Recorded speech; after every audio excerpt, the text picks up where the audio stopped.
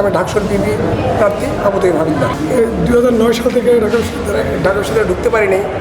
হ্যাঁ, এবার আমার ছাত্রত্ব সম্পন্ন করার আমার সুযোগ এসেছে।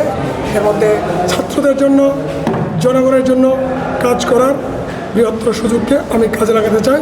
71-এর সময়কালে শিবিরের পূর্ব সংগঠন ইসলামী ছাত্র সংঘ আলবদর বাহিনী গঠন করেছিল, যার কারণে সেই সময় আলবদর বাহিনী ইসলামী ছাত্র সংঘ ঢাকা বিশ্ববিদ্যালয়ে শিক্ষক হত্যা করেছে, বুদ্ধিজীবী হত্যা করেছে, ছাত্র হত্যা করেছে, কর্মকর্তা কর্মচারী হত্যা করেছে এবং সারা বাংলাদেশের ছাত্র শিক্ষক সাধারণ মানুষ হত্যাকাণ্ডে ইসলামী ছাত্র শিবিরের পূর্ব সংগঠন ইসলামী ছাত্র সংঘ জড়িত ছিল, যার কারণে 54 বছর ধরে ছাত্র শিবির এখানে কাজ করতে পারেনি। ছাত্র শিবির এখানে প্রকাশ্যে কোনো কাজ করতে পারেনি। বিশ্ববিদ্যালয় পরিবার তাদেরকে নিষিদ্ধ করেছে।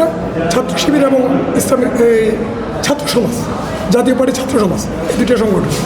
এখন কথা হচ্ছে শিবির এখানে রাজনীতি করতে চায়, রাজনীতি করার তার অধিকার আছে, যে কোনো ছাত্রের রাজনীতি করার অধিকার আছে, কিন্তু তাদের যে পূর্বের পাপ, গণহত্যার যে পাপ, বাংলাদেশের স্বাধীনতার বিরোধিতার যে পাপ তাদের এই পূর্বপুরুষরা করেছিল, গোলাম আজম, নিজামী, মুজাহিদ, মীর কাসেম আলীরা করেছিল, তাদের এই হত্যাকাণ্ড, এই গণহত্যার যে পাপ সেটা ক্ষমা না আছে।